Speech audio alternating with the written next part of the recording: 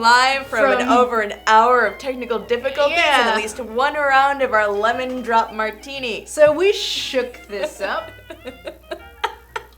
before we started filming, and then the battery died. So then, we had to drink it. So we're already around in. So these are lemon drop martinis, inspired by 50 Shades Darker, because today we're talking about sequels. While we are trying so desperately to get away from the 50 Shades thing, we can only do so much. So, about those show names. Yeah, names are hard. Titling things are hard, and I don't quite know if maybe it wasn't clear last week. It just also moved away because we initially thought it was going to be more along the lines of a 50 Shades parody, and it did not turn out to be that. Yeah. So yeah, I think we need to move away. We're trying to move away from being 50 Shades of Grey knockoff number 9,070 something.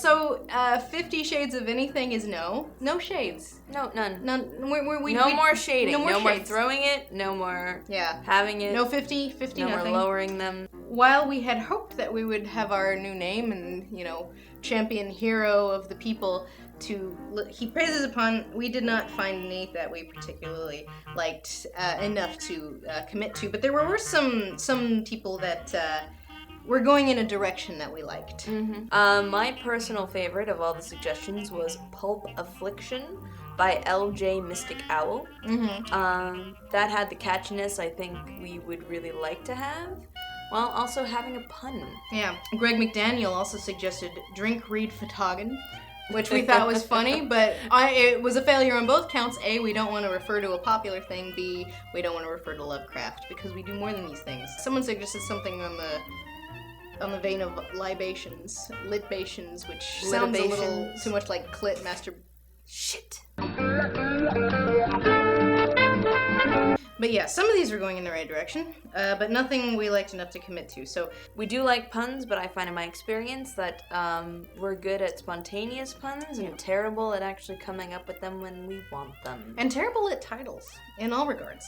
And the person who ends up giving us our title will be heaped with prize. Oh yes, of some sort. That is, it's a surprise prize, whoever gives us our name. So give us our name, and if we like it and we pick it, you'll get a prize that is a surprise. Prize, of course, entirely dependent on how much we like it. Yeah, like if it's the best thing ever, then we'll give you like the dog.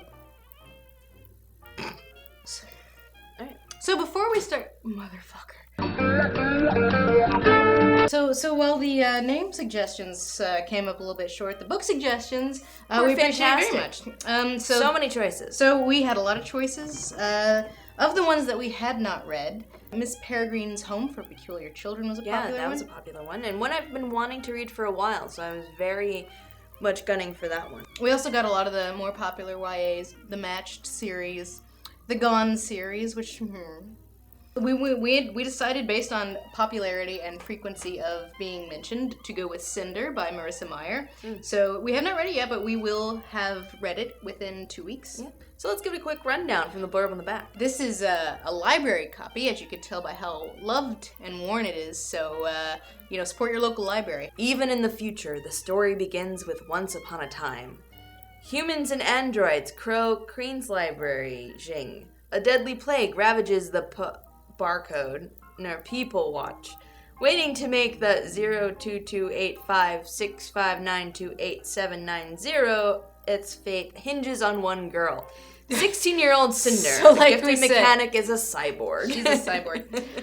Support your local library. I kind of avoided this one for a while because it's another goddamn Cinderella retelling. But I feel like I know enough people that really liked it, and also it's got like cyborgs and aliens and shit, which I really like. So who doesn't love cyborgs and aliens? Yeah, so we'll read this and see if the originality of the premise overcomes the hackneyedness of another goddamn Cinderella retelling. We will be reading this in 2 weeks' time. And in 2 weeks, when we do our next episode, because Nella's out of town this weekend, you are welcome to read it with us, and then you can share your opinions in the comments of next week's episode. But this week's episode, like I said, we're celebrating sequels with our, 50 Shades of Grey drink, number 2, because of technical difficulties.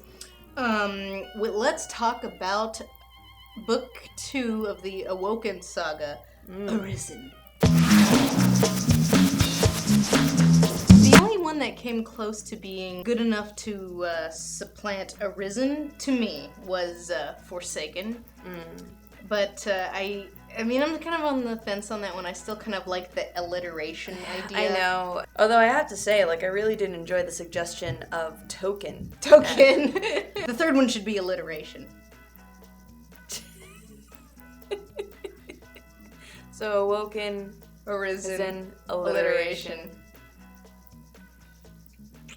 If we do end up going with the Eat, Pray, Love, which I think we're probably going to have to read Eat, Pray, Love at some point, which neither of us have, so it kind of falls into our... We probably should. As we got a lot of comments about the nature of parody, especially as our first one is focused mainly on paranormal romance and the YA tradition. Yeah. So we got a lot of people saying that we should do dystopia, since that is more the thing now, which it absolutely is, at least in terms of things that are being turned into movies. In publishing world, dystopia is way dead, but in Hollywood world, it's just getting started. I don't know, Nella, how do you feel about involving dystopic elements in our series that we've already started?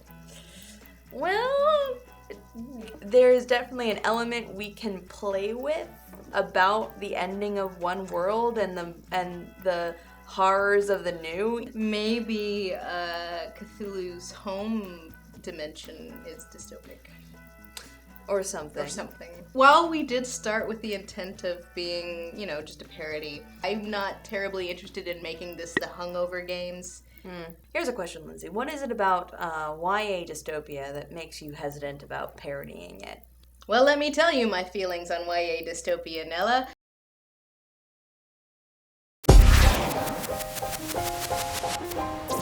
What are some seminal modern dystopias? The two most remembered dystopias of the modern era since, the beginning of the 1900s, 1984 and Brave New World. Or at least those...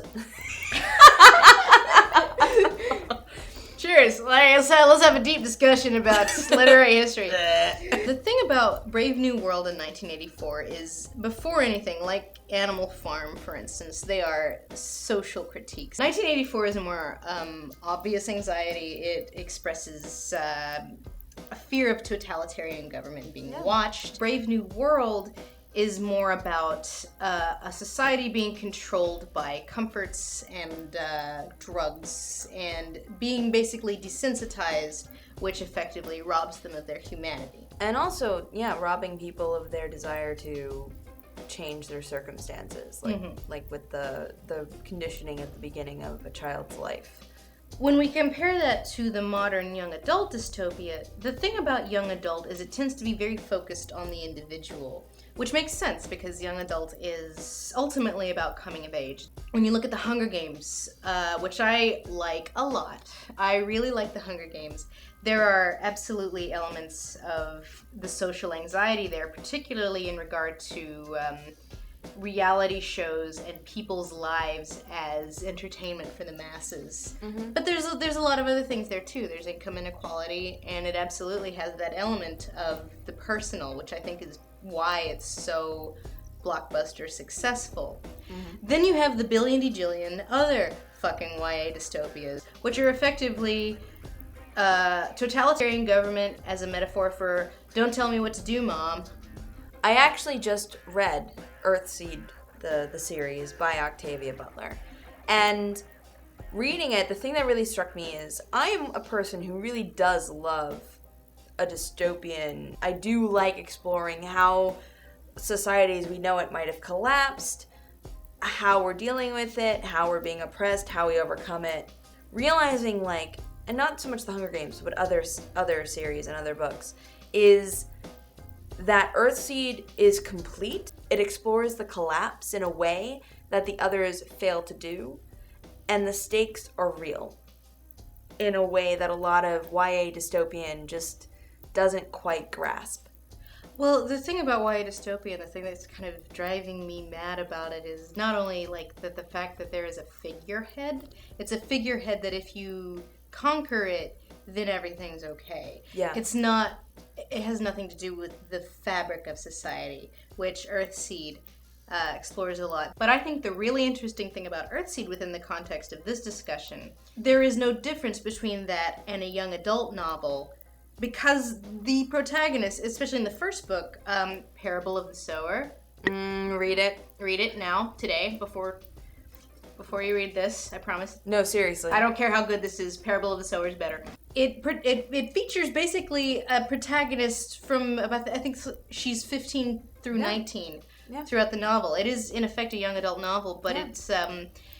Earthseed is a great modern dystopia, but it's not playing to what publishers or writers, as it were, think are the anxieties and concerns of teenagers, which is totalitarian government as a metaphor for you can't tell me what to do, Mom.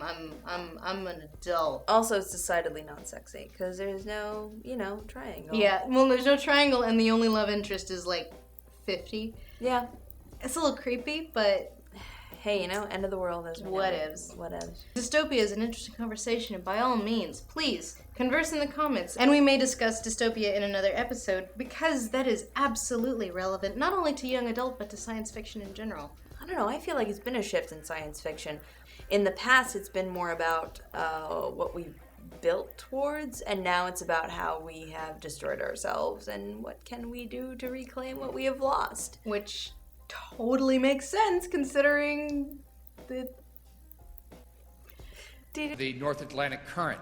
After our lengthy dystopian conversation, if Arisen is not a dystopia, what is it? As we mentioned in last week's episode, we have an idea as to what it is, but before we start actually talking mechanics of plot and setting and characters and all that fun stuff, we want to hear what you have to say without it being a Hunger Games parody. Please no.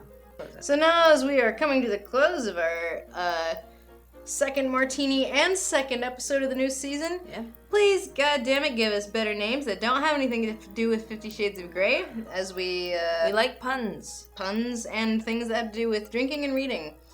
Proofreading, you might say, except for that's the name of a Tumblr.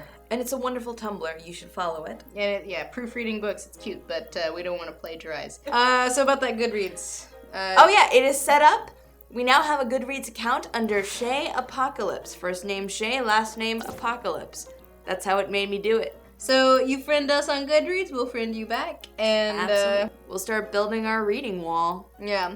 Our reading wall will be young adult and adult science fiction and fantasy. And maybe some Eat, Pray, Loves and Cloud Atlases and other things that we find relevant and interesting. I still need to read that. Yeah, you do, but you won't have time.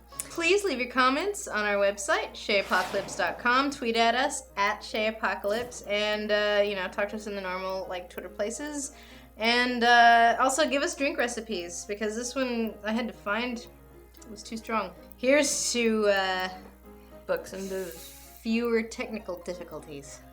And that way we might be a little more coherent. To feeder...